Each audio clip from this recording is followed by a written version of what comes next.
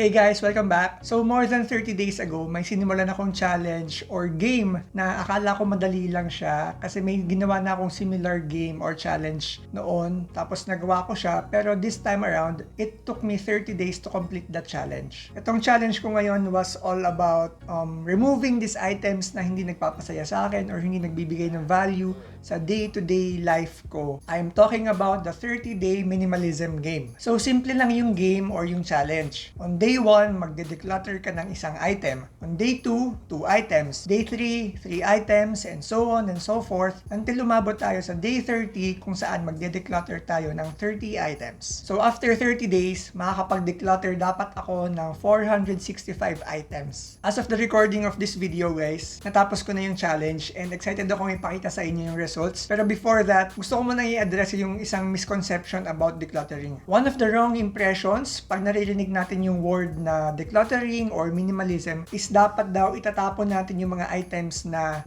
identify natin na hindi nagbibigay ng value. For this 30-day challenge, or actually for any type of decluttering activity, meron tayong 4 options. First is itatapon mo. Second is ibebenta mo para kahit papano, kahit fraction man lang nung pinanggastos mo para mabili yung item na yon is mabalik sa'yo. Third, kung wala namang gustong bumili, edi i-donate mo na lang dun sa isang tao na mas nangangailangan o mas magagamit yung item na yon. And then fourth is pag-modify or pag-adjust ng item para mas mag-serve ng ibang purpose sa buhay mo. Yung fastest way to declutter is of course to just throw everything away. Pero bilang gusto ko pa rin naman ng extra income kahit papano, susubukan ko pa rin hanapan ng buyers yung mga items dito sa 30-day challenge ko. Pero kung sirang-sira na talaga and wala ng paraan to salvage it, then the most logical way and prudent way siguro is to just throw it. Starting with this item on day 1, an iPad Generation 2.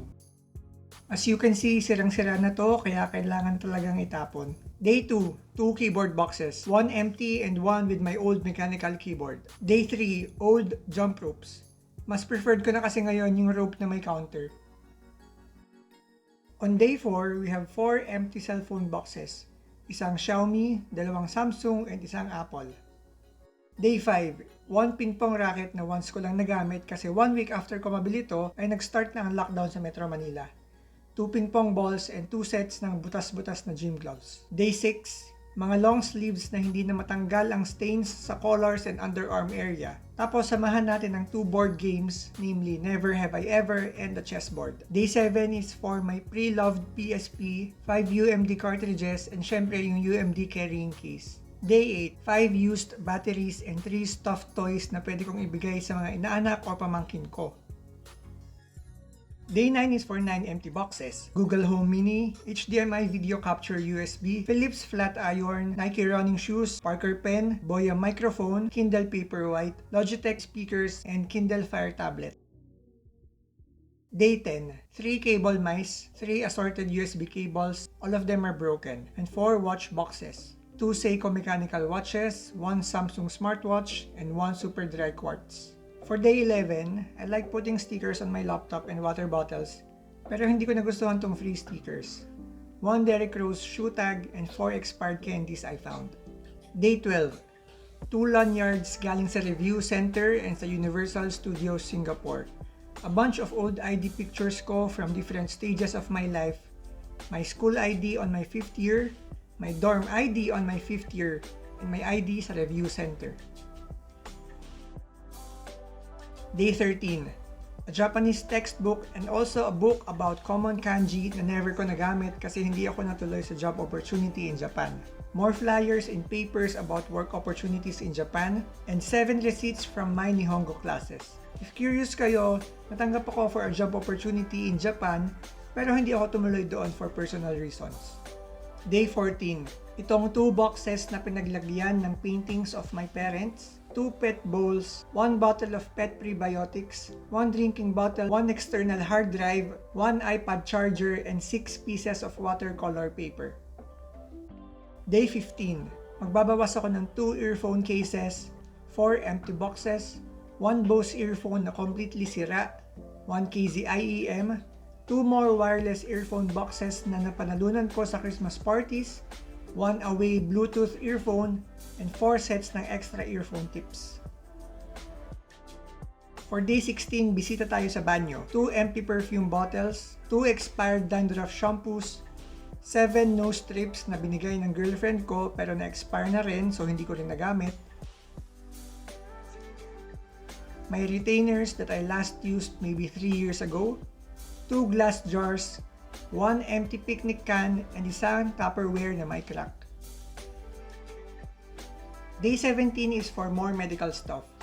1 brown envelope, 7 medical documents from Medical City, 1 blood chem results from a different clinic, 1 plastic packaging, 1 tripod box, ultrasound results from I think 2019, and 5 Hong Kong coins. Day 18, 13 coins from Japan, my training shoes na pwede ko pang i-donate, 1 laptop holder box, expired quinoa, 1 cockroach trap, and yet another empty box I found in the bathroom. Day 19, isang air freshener, eyeglass lenses, warranty card and receipt from Owndays, 3 creamers and 2 sugars, 1 expired tea, 1 Despicable Me toy, isang mold nung tinry ko magbenta ng chocolate lollipops, my pre-loved Onitsuka Tiger shoes, 2 empty dandruff shampoos, a receipt from my stockbroker, 2 payslips, and 2 notebooks na punong-puno ng notes from my work.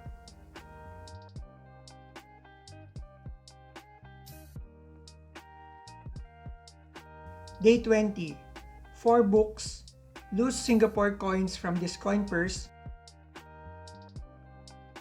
Siyempre hindi ko itatapon to, ibibigay ko lang sa parents ko pag bumisita sila from Singapore. Actually, isasama ko na lang tong coin purse plus 2 others. My employment contract from my very first job more than 4 years ago, and itong wireless mouse receiver na wala namang kapartner na mouse. Day 21, which means 10 days to go. Let's start with 2 LED strips plus 2 remotes, 1 stamp set with 3 stamps. Mukhang may potential tong maibenta online kasi mahugasan lang yung rubber stamps, good to go na ulit. Plane ticket ko last year papuntang SG, 2 printouts of my RT-PCR tests nung bumalik ako from SG, box ng multipurpose fan, 7 assorted watch parts, and 2 circular pins. Hey guys, nandito ako sa kotse ngayon. I'm just waiting for my girlfriend kasi sasamahan niya akong magpa-therapy kasi na-sprain ko yung likod ko. Itong left ankle ko. It's now day 22 and honestly ang hirap na maghanap ng items ngayon.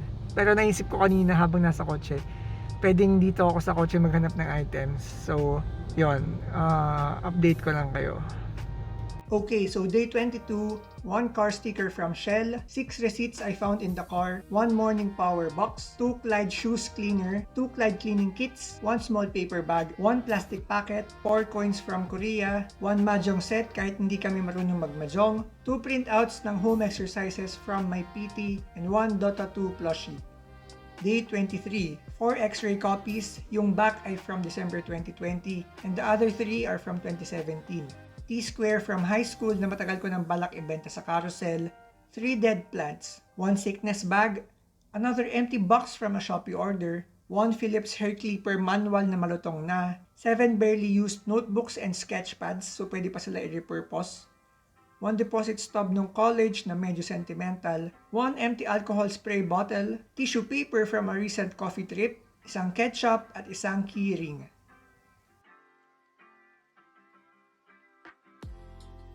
Day 24. Let's start with this fidget spinner na medyo sentimental kasi pasalubong sa akin ni mama ito and naramdaman ko na bata ulit ako. 1 eyeglass case and 3 wipers, 2 investment flyers about mutual fund and UITF from Security Bank, 1 Batman metal case from Burger King ata ito, 1 name tag from an event during my internship, cards from my old wallet, merong LRT ticket, SM Advantage card, debit cards, library card, expired HMO card, expired Ace Water Spa membership, cruise ship access card, Mineski card, and 2 business cards. Day 25. Isang electric fan na nilinis ko pero hindi na gumana nung tinry kong i-reassemble. Nabibili kaya ng bakal? 1 message in a bottle from my college roommate, 1 broken ring na puro kalawang, 2 hair clips na puro kalawang din, 7 handkerchiefs na at least 10 years old na, so kailangan na talagang palitan. 1 empty dandruff shampoo, 1 Japanese sake from 2019, 2 flyers for a condo in Laguna, and the next items are a bit harder to let go kasi sentimental sila. A digital painting of my girlfriend nung nag-confess ako sa kanya, a family picture during New Year's Eve 2019, plus a graduation dinner ng kapatid ng girlfriend ko, a draft of a letter nung umamin ako sa jowa ko, let me just blur this out kasi private yan, 1 cake ribbon, 1 linen spray, 1 toothbrush set from a resort, 1 empty perfume bottle, and 1 expired Korean face mask. 5 days to go, aka 140 items to go. Day 26. Old school OTP generator. 8 random receipts. 3 Google Home mini manuals. Robinson's Reward Card Application Form, Eyeglass Manual, Jollibee Happy Plus Manual, another HMO, Alumni Card Instructions, Information Sheet for a LASIK surgery, and a Xiaomi Vacuum Manual. 5 more expired items which are moisturizer, throat spray, sunscreen, salon pass at dental floss. 1 notebook na pinamana sa akin ng manager ko, and finally, a bag for a folding umbrella.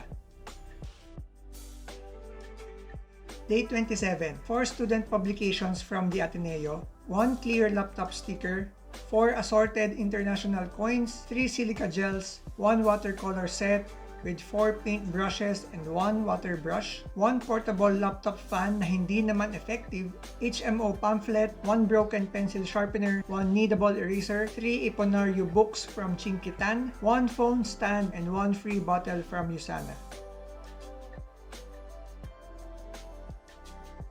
For day 28, meron akong daily menus for a meal subscription service and I was only able to save 24 pieces. 2 more mini notebooks for journaling, 1 unopened mini vodka bottle from an office Christmas party, and 1 guitar note replacement na hindi ko pa nabubuksan. For day 29, shut up na lang ako and let the video speak for itself.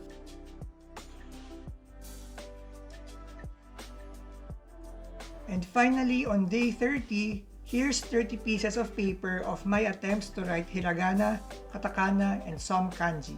Sa personal finance journey natin, removing the unnecessary can be one of the most challenging and daunting tasks. Pero I hope this video encourages you to do the same and try this game. So kung medyo overwhelming yung 30 days or yung 465 items, yung advice ko lang is wag nyo munang isipin yon. Gawin nyo lang yung day 1, and kung maisipan yung ituloy siya sa day 2, and di okay yon. Kung hindi naman, at least nakapag-declutter ka ng isang item. So ayun guys, kung maisipan yung gawin tong challenge, please comment down below para matrack natin yung progress nyo. And if you like this type of content, please consider subscribing because I release a video every Sunday about personal finance, trading, and investing. And I'll see you next week.